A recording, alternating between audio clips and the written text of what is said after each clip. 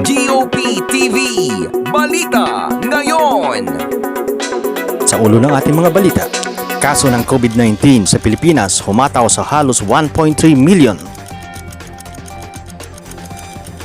Sa detalye ng mga balita, nakapagtala ang Department of Health ng 5,462 bagong infeksyon ng coronavirus disease o COVID-19 nitong Miyerkules, kung kaya't nasa 1,286,217 na ang suma total ng nawahan nito sa bansa.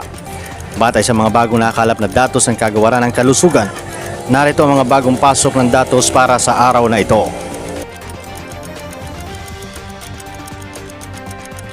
Kaugnay ng bigla ang pagsipa ng mga kaso sa Davao, South Cotabato, General Santos City at Cotabato City, nanawagan ang Octa Research Group sa gobyerno na magpadala ng dagdag na manggagawang pangkalusugan at kagamitan sa Mindanao, lalo na't baka tumagal ito ng isang buwan ang increase. Ibinabari ng Estados Unidos ang travel advisory na i-announce nito sa Pilipinas mula sa level 4, pinakamataas na antas patungang level 3. Bagay na ipinataw noong Abril dahil sa taas ng kaso ng COVID-19 sa bansa. Aabot sa 3.2 million pang doses ng COVID-19 vaccine ang darating sa Huwebes. Ayon kay Vaccine Czar Carlito Galvez Jr., kabilang diyan ang 2.2 million Pfizer jabs mula sa COVAX facility at karagdagang 1 milyon mula sa kumpanyang Sinovac. Samantala, sinampahan ng reklamo ng Mandaluyong City Prosecutor Office ang dalawang lalaking nasa likod ng di umano'y pagbibenta ng COVID-19 vaccine at vaccination solids. Ayon sa pahayag ng Philippine National Police kanina, pansamantalang suspendido ang pagtuturok ng first dose ng COVID-19 vaccine sa lungsod ng Marikina ngayong araw dahil sa limitadong supply ng gamot. Gayunpaman, meron silang mangilang-ilang inaasikaso para sa magpaturok ng ikalawang dose. Umabot na sa 173.33 milyon ang tinamaan ng COVID-19 sa buong mundo ayon sa datos ng World Health Organization. Sa bilang na yan, mahigit 3.73 milyon katao na ang namatay. At ito ang segundo balita. COVID-19 sa Pinas, walang pagbabago hanggat di 50% ang vaccination rate. Sa detalye ng mga balita, wala pang makikitang malaking pagbabago sa estado ng Pilipinas hanggang hindi naabot ang 30 to 50% vaccination rate ng populasyon ng bansa. Sinabi ni Professor Ranjit Rai ng Octa Research Group na masyado pang maliit ang numero ng nabakunahan sa bansa. Nitong Hunyo 8, umabot pa lamang sa 4.6 ang mga nabakunahan na katumbas ng 4% ang populasyon ng bansa. Nasa 1.6 ang naturang numero ang nakatanggap ng second dose. Matatanda ang target na pamahalaan na mabakunahan ang nasa 70 milyon ng populasyon. At inaasinta rin nila na mabakunahan ang nasa 58 milyon pagsapit ng Nobyembre. Una nang inihayag ng Department of Health na nais ng mga eksperto na mabakunahan ang 30% ng populasyon bago luwagan ang quarantine restriction ng bansa. Habang nagaganap ang vaccination program, sinabi ni Rai na dapat pa ring sumunod ang publiko sa minimum health standard dahil mananatili ang matinding banta ng virus lalo na't na ang maraming lugar ay nasa labas ng Metro Manila ang nakitaan ng pataas ng mga kaso sa pagkakaroon ng bansa ng iba't ibang variants ng COVID-19. Ito ang segundo balita. Davao City di pa epicenter ng COVID-19 anang DOH. Sa detalye ng mga balita, nilinaw ng Department of Health o DOH na hindi pa itinuturing na epicenter ng COVID-19 ang Davao City sa kabila na nakita nito ng malaking pagtaas ng average ng arawang kaso. No, Davao City is not an epicenter.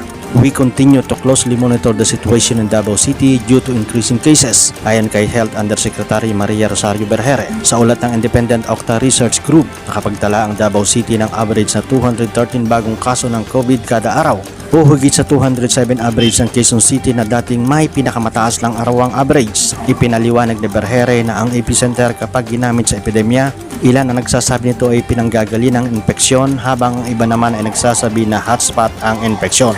We discourage the use of the term epicenter in describing the rise of the cases in an area, giit pa ni Berhere. Sinabi niya na ang pagtawag sa epicenter ay maaring maging dahilan para mawala ang puko sa karating ng mga lugar na maaring mataas rin ang kaso ng infeksyon. Ito ang segundo balita. US ibiniba ang travel advisory sa Pilipinas sa level 3. Sa detalye ng mga balita, ibinaba ng Estados Unidos ang kanilang travel advisory sa Pilipinas sa level 3 mula sa level 4. Reconsider travel to the Philippines due to COVID-19. Additionally exercise increased caution due to crime, terrorism, civil unrest and kidnapping, nakasaad sa advisory ng US. Inilabas ng US Center for Disease and Control and Prevention ang Level 3 Travel Health Notice sa Pilipinas na nagpapakita ng mataas ang kaso ng COVID-19 sa bansa. Kasama ang Pilipinas sa 66 na bansa nilagay sa high level of COVID-19. Nakasaad din sa advisory na ang kanilang mga mamayan na gustong pumunta sa Pilipinas ay dapat siguruhin na kompleto na sila sa bakuna laban sa coronavirus. Habang ang mga wala pang bakuna ay dapat iwasan ang non-essential travel sa bansa. Dapat din umanong sumunod ang mga pupunta dito sa bansa na itinakdang health protocols katulad ng pagsusuot ng mask at physical distancing at 6 feet ang layo. Because of the current situation in the Philippines, all travelers may be at risk of getting and spreading COVID-19 variants na nakasaad sa advisory ng US. Noong Abril ay nagpalabas ang ansya ng US laban sa lahat na magtutungo dito sa Pilipinas dahil sa high level ng COVID-19 sa bansa. GOP TV, Segundo Balita. Duterte, wala pang napipiling kapalit. Eleksyon 2022. Sa detalye ng mga balita, wala pang napupuso ang personalidad si Pangulong Rodrigo Duterte na maaaring pumalit sa kanya. Sa isang pahayag, binanggit ng Pangulo na sa mga pumupormang presidensyable ngayon ay wala pa siyang natitipuhan na akma sa iiwan niyang posisyon.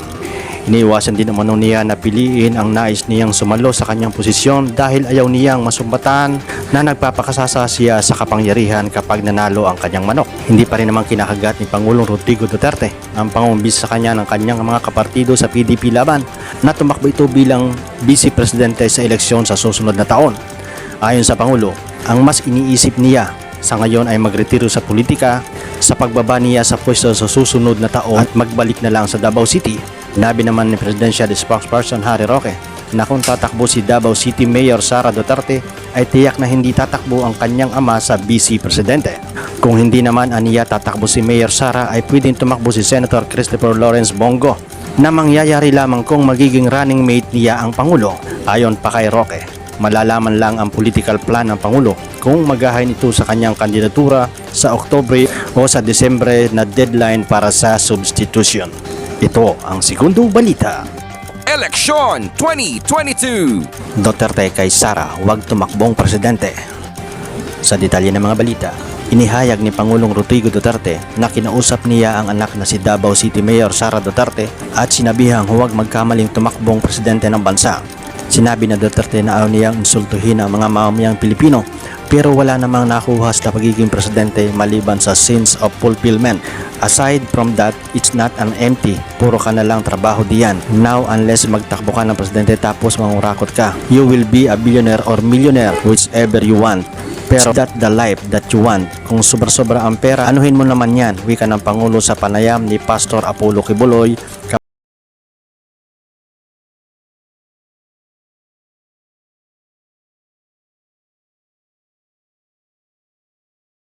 siya sa kanyang anak sakaling manalo ito dahil ang sweldo ng Pangulo ay 200,000 lamang kada buwan. Bukod aniya sa hindi pa naman 1 million ang sahod ng Pangulo, puro batikos ang inaabot at bababuyin pa umano na mga katulad ni dating Senador Antonio Trillanes Deport ang mga tagasunod ng mga gusto ring maging Pangulo. Hindi aniya deserve ng anak ang mahirapan kaya sinabihan niyang huwag tumakbo. Ito ang Segundo Balita. Si Inday, kinausap ko talaga kagabi. Do not run. Do not ever commit the mistake of running for presidency. Wala, I do not mean to insult the Filipino people. Presidente, wala ka talagang makuha. Wala para sa iyo. Except for one thing, yung sense of fulfillment mo sa kapwa-tao mo. Yun. Na may nagawa ka. Aside from that, it's an empty, puro ka na lang trabaho dyan. Now, unless magtakbo ka ng presidente tapos mangurakot ka, you will become a billionaire or millionaire, whichever you want. Pero, is that the life that you want? Kung sobra-sobrang pera, anuhin mo man yung... Sabi ko sa kanya, knowing you, maawa ako sa kayo, magtrabaho ka, ang sweldo 200.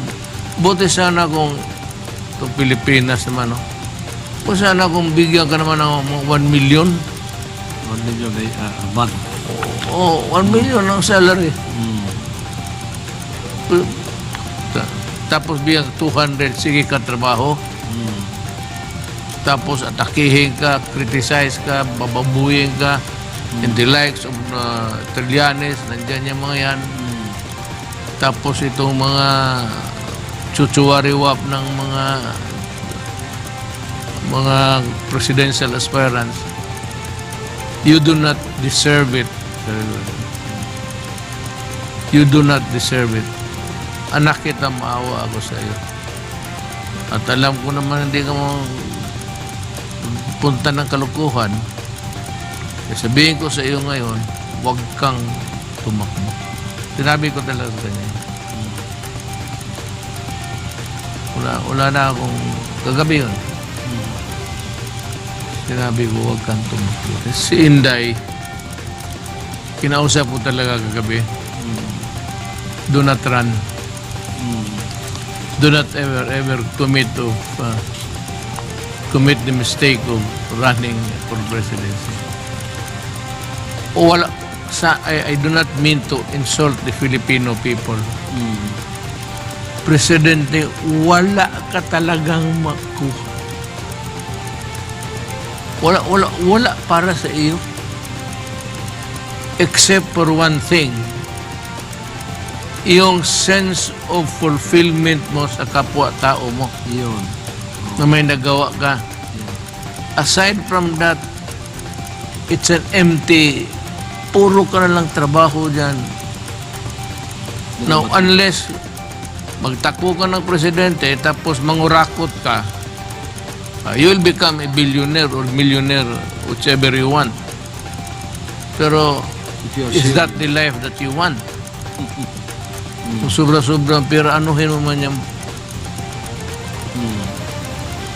Sabi ko sa kanya, knowing you, maawa ako sa kayo, magtrabaho ka, ang sweldo 200.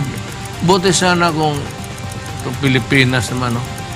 Kung sana kung bigyan ka naman ng 1 million. 1 million a month. Oo, 1 million ang salary. Tapos bigyan 200, sige ka trabaho. Tapos atakihin ka, criticize ka, bababuyin ka, and the likes of Trillanes, nandyan yung mga yan. Tapos itong mga chuchuwariwap ng mga presidential aspirants, you do not deserve it.